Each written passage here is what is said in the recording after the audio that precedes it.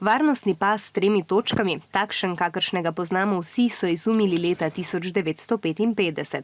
Danes, 60 let kasneje, je varnostni pas obvezen v vsakem avtomobilu. Strokovnjaki pravijo, da bi bilo nesreč s tragičnim izidom kar pol manj, če bi bili vsi potniki pripeti.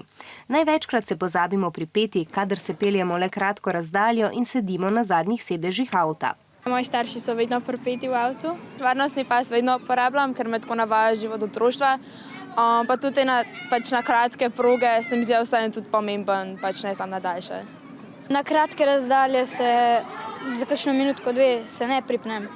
Če so na take daljše proge, kot je 5 ur, je že malo dolg čas v avtu, ampak je treba zdržati.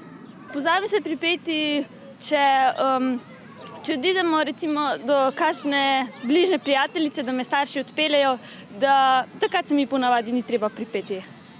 Vedno se pripnejo z varnostnimi pasovi.